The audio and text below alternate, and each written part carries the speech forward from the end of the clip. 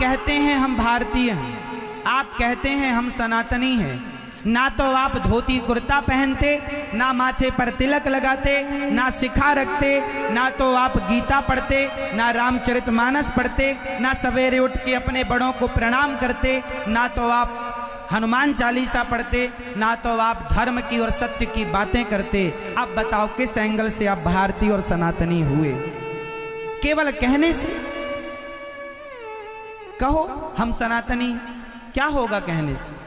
7 दिन में कम से कम संडे के संडे आप लोग नियम बनाओ कि संडे के संडे, कम से कम संडे के संडे धोती कुर्ता पहनकर तिलक लगाकर बाजार में निकला करेंगे, ताकि लोगों को बता सकें कि ये है हमारी संस्कृति, ये है हमारा पहनावा। भूल गए हम अपनी संस्कृति और अपने संस्कारों को।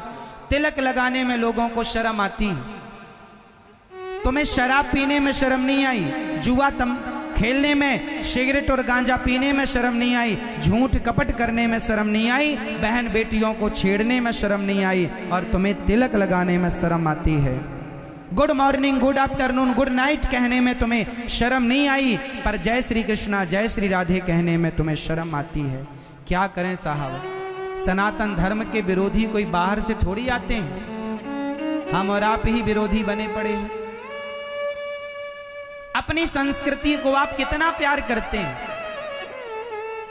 कहां आपके पास समय है अपनी संस्कृति के लिए? बच्चों को पोयम तो याद कराते हो, पर गीता के श्लोक याद कराने भूल जाते हो।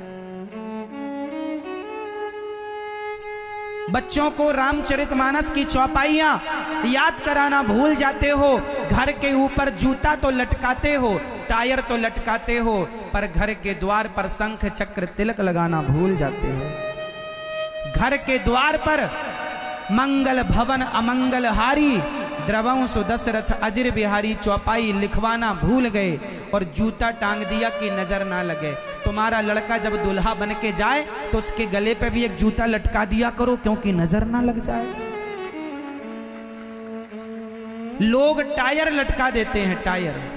छोटे बच्चों को तुम छोटी साइकिल का टायर लटका दिया करो, नजर ना लग जाए। मतलब हद होती है अज्ञानता की। एक प्रश्न करता हूं, उत्तर दीजिएगा, उत्तर दीजिएगा। एक गधा था, उसे धोबी जंगल में लेकर गया, तो धोबी को जंगल में चमकीला पत्थर मिला। वो पत्थर धोबी लाकर के गधे के गले में लटकाया। गधे को साबुन लगाए तो उसी पत्थर से घिस घिस करे और गधे को नहलाया करता।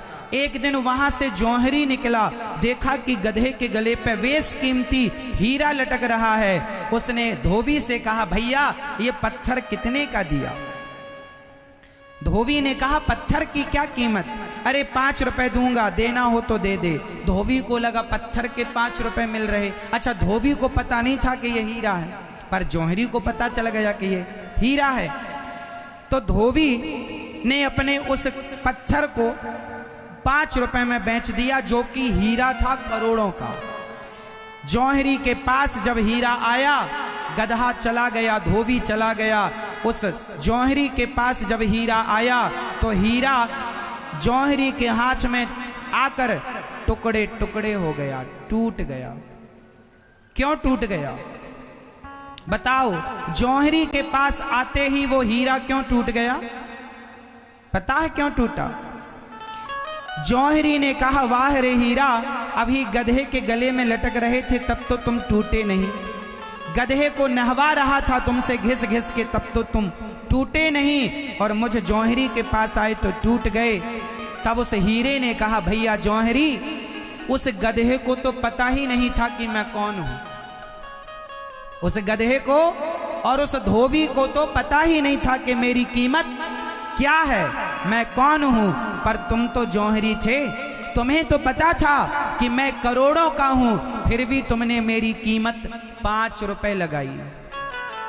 तो तुम जैसे जौहरी जो मेरी कीमत जानते हैं, फिर भी तुमने मेरी कीमत 5 रुपए लगाई, तो अज्ञानी आदमी मेरी कदर ना करे तो समझ आता है पर तुम जैसा जानकार भी जब मेरी कदर नहीं करेगा तो मैं बताओ किसके लिए हीरा बनकर रहूंगा, मैं तो टूट कर टुकड़े टुकड़े ही हो जाऊंगा। बस मेरी मां, सत्य क्या है, दया क्या है, दुनिया जाने ना जाने, भारतीय तुम तो जानते हो कि सनातन क्या है, धर्म क्या है। कोई इज्जत करे राम की ना करे तुम तो करो, कोई इज्जत करे गोस्वामी जी की ना करे तुम तो करो। तुम तो हीरा को जानते हो, तुम वो जौहरी हो जो ये जानते हो कि राम कौन सा हीरा है, कृष्ण कौन सा हीरा है। पर तुमने जान कर भी अपने बच्चों को रामायण पढ़ानी, रामचरितमानस पढ़ानी, गीता पढ़ानी छोड़ दी, तो बताओ वो हीरा टुकड़े टुकड़े ना हो जाएगा। इसलिए अपने संस्कारों से, अपनी संस्कृति से प्रेम करो और आप माथे पर तिलक लगाया करो। रोज स्त्रियां भी लगाएंगी, माथे पर तिलक लगाया करो। नीचे बिंदी के नीचे व्हाइट कलर का वी बना के खड़ा लाल तिलक इसलिए लगाते हैं कि ये भगवान श्रीमन नारायण के चरण होते हैं व्हाइट कलर के। ऊपर की तरफ जो ऊर्ध्व पुंड्र है और बीच में जो लाल है वो माता लक्ष्मी जी होती हैं, और नीचे रखने की भगवान के चरणों को आसन है, इसलिए तिलक लगाया जाता है। हमारे यहाँ हर चीज साइंटिफिक है।